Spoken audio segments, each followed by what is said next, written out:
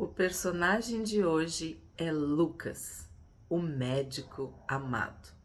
O significado do nome Lucas é luz, luminoso. Quem é Lucas? Lucas é o autor, o escritor do Evangelho de Lucas. Ele também é o autor, o escritor de Atos dos Apóstolos. O que nós sabemos de Lucas? Algumas poucas informações bíblicas e muitas outras especulações baseadas na tradição da igreja, na tradição judaico-cristã.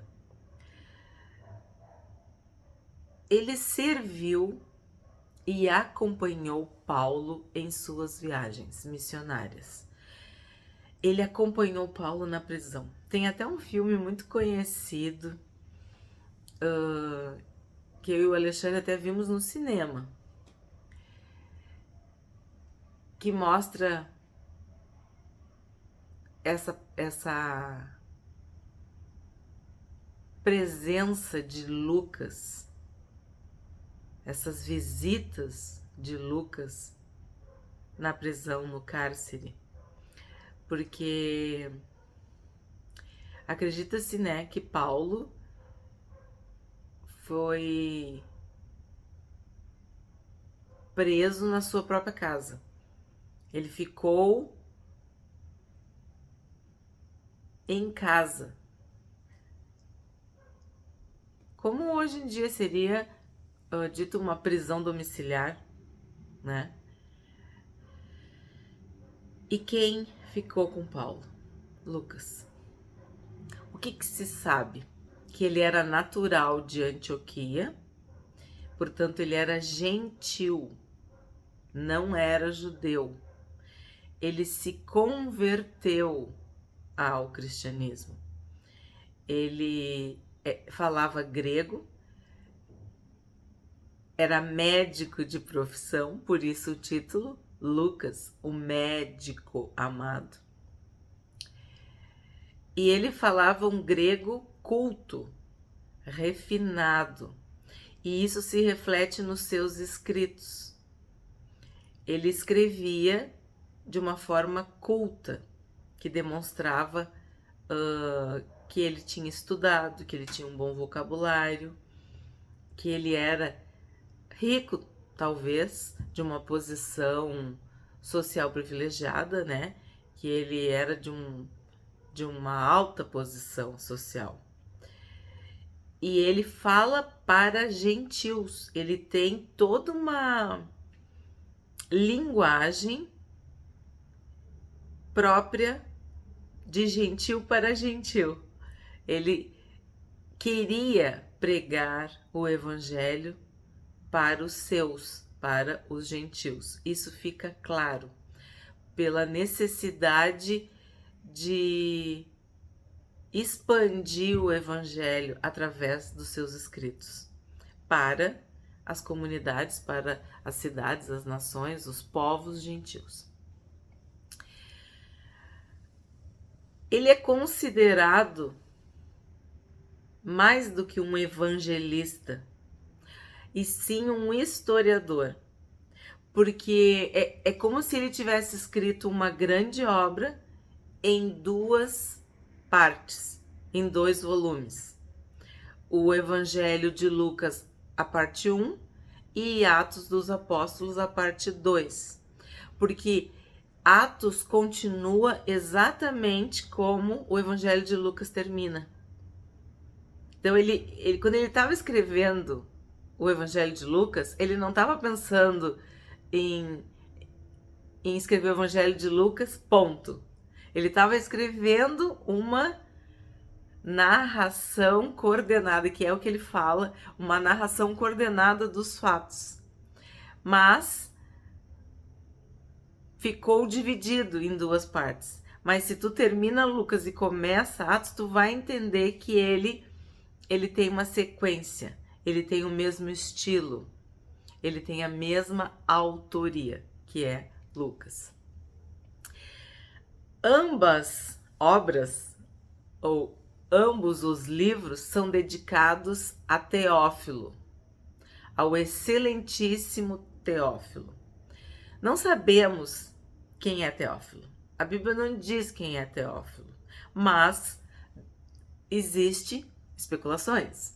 E aqui começa uma delas, de que ele era alguém muito importante, alguém gentil, também convertido ou que já estava aprendendo ou sendo ensinado, doutrinado no Evangelho. Até pelo que o próprio Lucas fala. E essa forma de tratamento excelentíssimo era usada para autoridades muito proeminentes, muito distintas, talvez até políticos, governadores, pessoas de alta posição social. E isso dá a entender de que se ele se relacionava com pessoas assim, é porque ele também era da mesma classe social, da mesma cultura, tinha a mesma intelectualidade e ainda mandava escritos, né, para essa pessoa que se chama Teófilo. Ele faz parte dos 3 evangelhos sinóticos ou sinópticos. João é que tem uma narrativa bem diferenciada, mas Mateus, Marcos e Lucas seguem um padrão. Mas Lucas, ele tem detalhes, ele tem pormenores, ele tem características especiais, que mesmo tendo semelhanças com Mateus e Marcos, ele se destaca. Eu vou te dar apenas alguns exemplos, tá? Por exemplo, no Getsemane. A agonia de Jesus no Getsemane é relatada nos evangelhos. Mas Lucas é o único que fala que Jesus suou sangue. É o único que fala que um anjo foi fortalecer Jesus. Me chama muito a atenção também que é o único que fala que os discípulos estavam dormindo com sono porque estavam tristes. A tristeza tinha abatido os discípulos e tinha feito com que eles dormissem. Os demais dizem que eles estavam exaustos, estavam com sono. E o próprio Senhor Jesus diz: vocês não podem ficar acordados, vocês não podem vigiar comigo, orar comigo 1 hora. E Lucas é o único que fala que esse sono, que parecia mais um desmaio, um apagão, era por tristeza. Então aí, te dei 3 exemplos. Um que eu usei muito no Sermão do Monte e que faz parte da minha vida é o relato quando é para tu orar. E aí diz assim: vós que sois maus, sabei dar boas dádivas. Lembram dessa passagem? Que eu sempre cito Lucas, que é quando tu pede pão, vai ganhar uma pedra. Tu pede um peixe, vai ganhar uma cobra. Pois bem, apenas Lucas fala: tu vai pedir um ovo e vai ganhar um escorpião. Então, eu sempre incorporo o ovo e o escorpião, mesmo se eu estou citando Mateus. Por quê? Porque esse detalhe só tem em Lucas. É só Lucas que fala do ovo e do escorpião. Outro exemplo, as parábolas. Quem fala, quem relata, quem conta a parábola do bom samaritano? Lucas. Eu acho que a mais antiga, mais conhecida, não sei, do filho pródigo, ou o pai e seus 2 filhos, é Lucas. Rico e Lázaro. E a gente observa que sempre por trás desses detalhes tem uma tentativa de evangelismo mesmo, porque ele queria expandir, ampliar para os gentios. É diferente, vamos dizer assim, do objetivo de Mateus. Mateus tinha um objetivo, Marcos tinha outro objetivo. E o de Lucas João também. Sempre quando a gente se propõe a escrever alguma coisa, a gente está pensando em algo específico, né? A gente quer comunicar algo. E Lucas, por ser gentil e por ter essa classe social, essa posição, a gente acredita, a gente lendo, e o que os estudiosos falam, os teólogos, os pesquisadores, de que ele queria levar um evangelho, uma escrita mais refinada, mais requintada, mais detalhada, para que não houvesse dúvidas para os povos que não tinham o conhecimento e nem a tradição, nem a cultura do judaísmo. Então, por exemplo, essa do bom samaritano, a gente pode ver que ali, entre aspas, ou nos bastidores, está uma crítica ao judaísmo. O filho pródigo, que o filho mais velho, que fazia tudo certo, vamos dizer, cumpria a lei. O rico e o Lázaro nem se fala, então. Então, é como se o pano de fundo para Lucas é pregar aos gentios. E se ele acompanhou Paulo? Se ele andou com Paulo, serviu Paulo, ele bebia dessa missão, desse chamado de pregar aos gentios. E isso se refletia nos seus escritos. Bom, se tu já tá com a tua Bíblia, vamos ler algumas referências. Lucas, capítulo 1, verso 1. O próprio Lucas diz que o objetivo da escrita, né, do livro de Lucas, do Evangelho de Lucas, é apresentar uma narração coordenada, ordenada, cronológica, rica em detalhes da vida de Jesus, de tudo que Jesus fez. Ele não presenciou os fatos. Aí no 2 ele diz, mas ele ouviu os fatos das testemunhas oculares. Ele ouviu de quem viu e ouviu diretamente de Jesus. E isso também é muito conhecido. O fato de que Lucas tenha ouvido de Marcos, de João Marcos, o autor do Evangelho de Marcos, que acredita que foi o evangelho, o primeiro evangelho.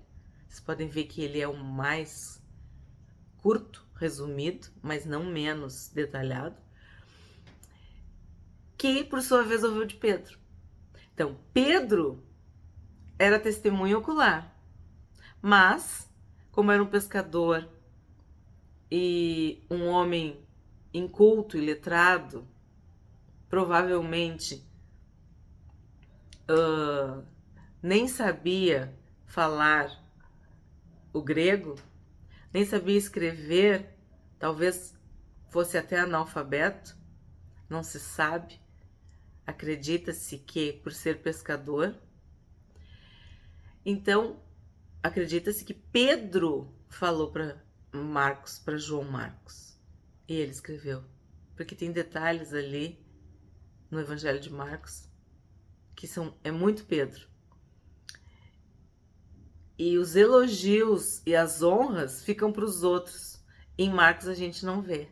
Então, como Pedro não queria se autoelogiar, ele contava, vamos dizer, as partes não muito nobres.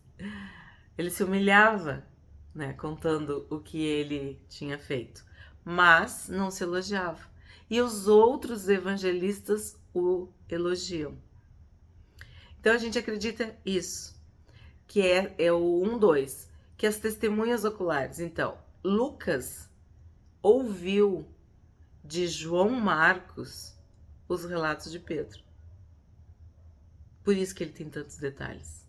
E conviveu com Paulo, e Paulo conviveu com Pedro. E nós sabemos que Deus multiplicava, Deus fazia com que as pessoas se convertessem e essas pessoas pregavam e era tudo muito rápido. Era algo assim sobrenatural. Então as pessoas queriam cópias, queriam registros, queriam provas, coisas escritas, porque ficavam falando, contando e se reuniam e aí um escrevia, um relatava. E dessa forma é que Lucas reúne todas essas informações e relata todos esses fatos. Atos 1:3. Ele diz que ele fez uma acurada investigação desde a sua origem. Que isso também a gente imagina, né? Se ele era um médico, ele queria saber como tudo começou. E de uma forma em que ele pudesse estar com segurança, com garantias, falando de algo fidedigno, verdadeiro. Em Atos 1:1, ele fala que escreveu o primeiro livro, então ele refere o Evangelho de Lucas. Fala para Teófilo também e diz que relata todas as coisas que Jesus começou a fazer e a ensinar. Então, se em Lucas, no Evangelho de Lucas, ele conta tudo que Jesus viveu, todo o Evangelho, toda a história, em Atos ele começa a contar o que ele começou a fazer e ensinar. E, vamos dizer assim, os que seguiram Jesus. E é muito interessante isso, porque os pais da igreja é que colocaram o título dos apóstolos. A gente acredita que na verdade, o livro de Atos era Atos da igreja. Porque apóstolos mesmo, os 12, a gente tem que lembrar que Judas traiu Jesus, então ficou 11. Quem conta a história de Matias, que foi o substituto da vaga de Judas, é Lucas. A gente não encontra Matias, ele não aparece em outro lugar, mas aparece em Atos, relatado por Lucas. Então, Atos dos Apóstolos seria Atos da igreja primitiva, daquelas pessoas que começaram a ensinar, a pregar, a proclamar aquilo que Jesus tinha feito e ensinado. Sim, temos vários capítulos de Atos sobre Pedro e sobre Paulo, mas os apóstolos não eram só esses, né? Então, Atos dos Apóstolos não foi de todos os apóstolos, porque não tem história. Vocês estão entendendo o que eu tô falando? Ali não tem, tipo, o que tu sabe de Tomé ali? O que tu sabe de Natanael ali?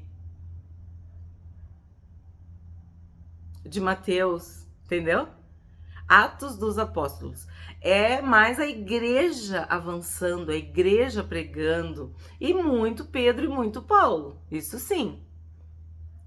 Mas são pequenos detalhes dos apóstolos.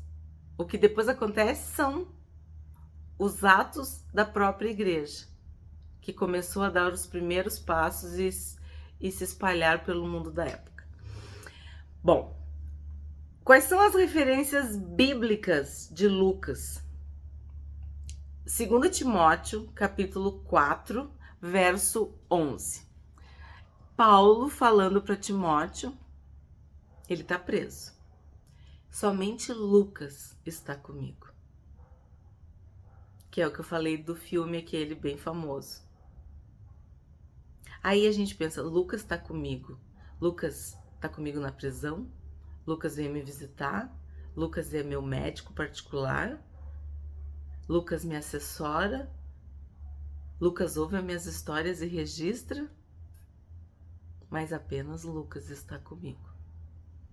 E aí depois tem uma parte que ele fala de Marcos. Por isso que eu te digo, houve uma dissensão, uma situação entre Paulo e João Marcos, relatado no início de Atos. que até por causa disso ele se separa de Barnabé. Mas não vou entrar no mérito da história. O que eu quero entrar é que mais uma prova de que Lucas conversou com Marcos e ouviu Marcos. Porque como eles eram cheios de Deus, cheios do Espírito Santo, qual era o assunto deles? Jesus. Qual é o assunto preferido dos crentes? É o que Deus está fazendo na vida da gente. É compartilhar a bênção. É falar da palavra. É fortalecer. Então, Lucas estava com Paulo. E Paulo, depois, já nesse final já da vida, ele reconhece que João Marcos era uma bênção. E ele diz, ele é útil para o ministério. Traga João Marcos, mande João Marcos. Acredito que sim. E Lucas, também não sei se não foi até o próprio Lucas que falou da importância de João Marcos e fez com que Paulo mudasse sua opinião, porque ele cometeu um erro na sua juventude, vamos dizer assim, e Paulo não quis saber. Mas aí no fim da vida ele diz isso, traga-me Marcos, João Marcos, porque ele me é útil no ministério. Outra referência de Lucas, Filemão 24. É a mesma explicação lá de Judas, só tem um capítulo, então a gente não fala o capítulo, fala só o versículo. Filemão 24. Paulo diz que quem são os colaboradores dele? Marcos, Aristarco, Demas e Lucas, meus cooperadores, meus colaboradores. Eles mandam saudações a você. Então, de novo, Lucas estava com Paulo.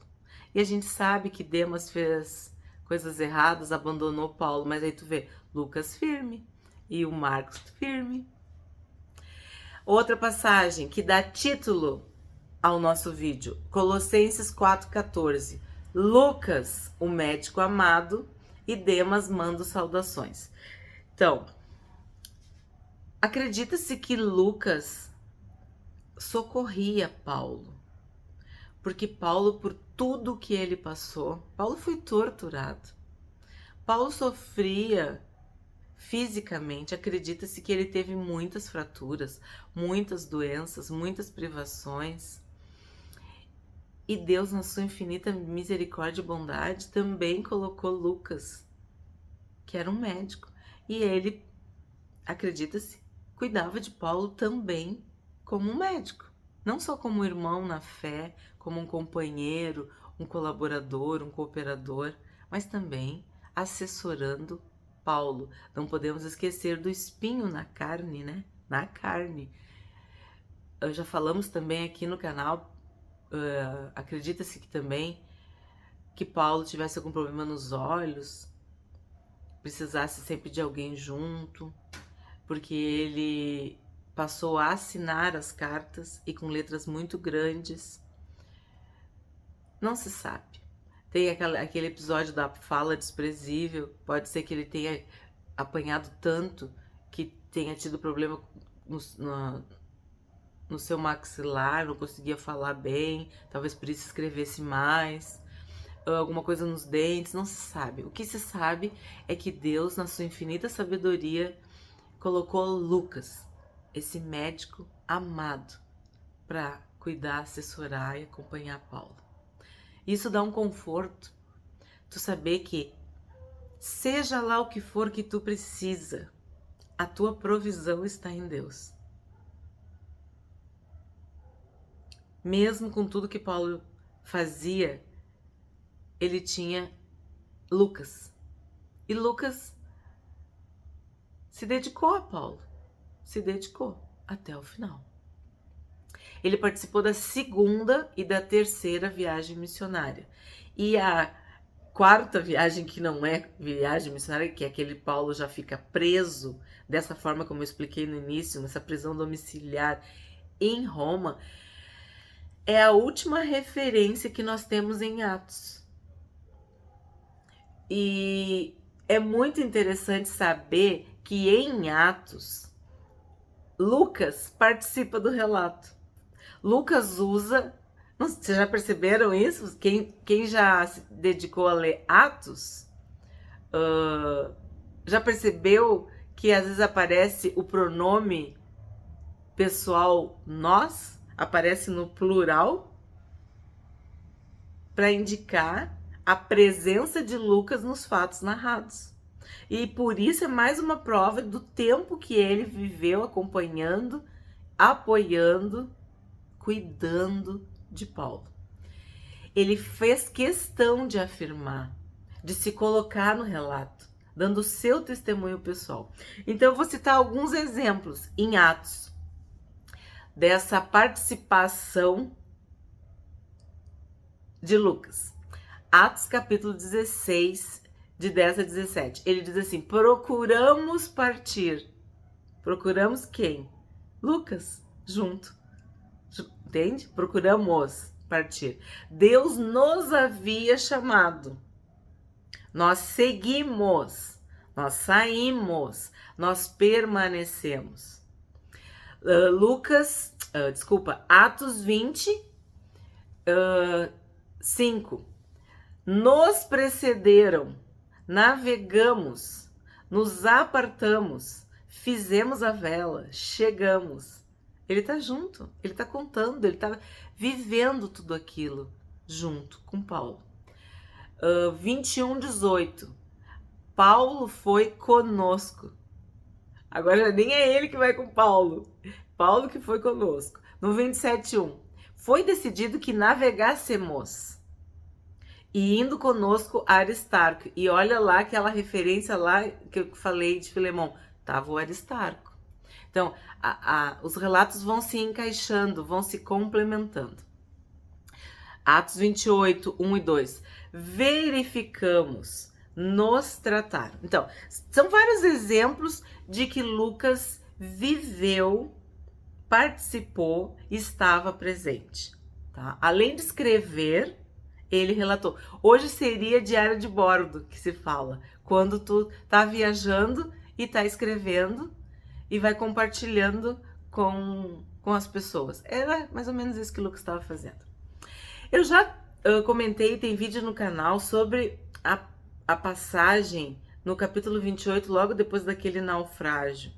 E quando eu comentei, eu não entrei em muitos detalhes, mas como o vídeo de hoje é justamente sobre Lucas e essa passagem é emblemática por causa de Lucas, nós vamos retomar.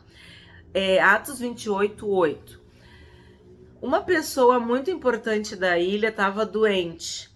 E aí Paulo orou por esta pessoa, que era Públio, impôs as mãos e o curou. A palavra no grego para esta cura é algo de Deus, algo sobrenatural, algo milagroso, algo instantâneo. Houve uma intervenção divina e ele ficou curado. Ponto.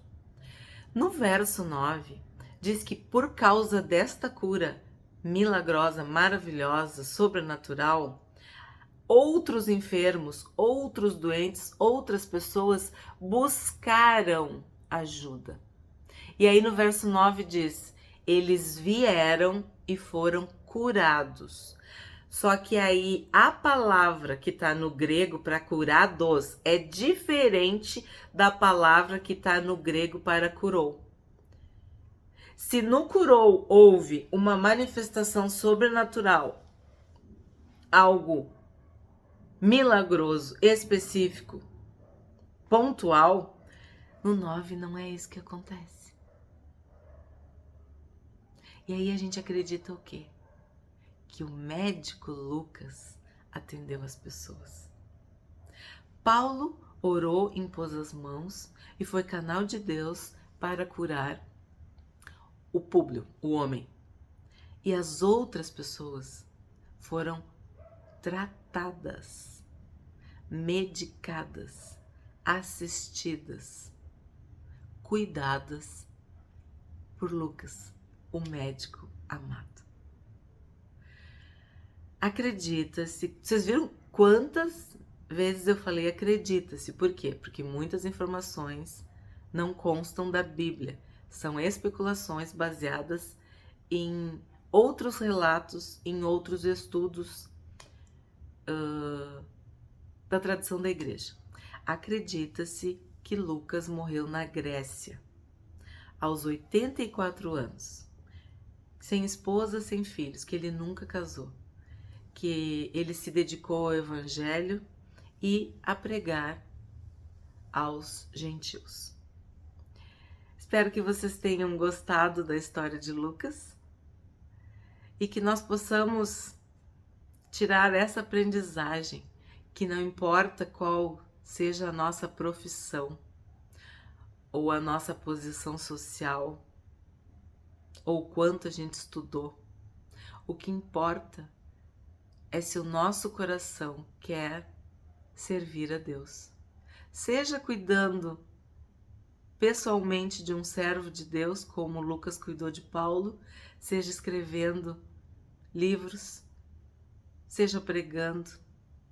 O importante é nós ouvirmos a voz de Deus e obedecermos.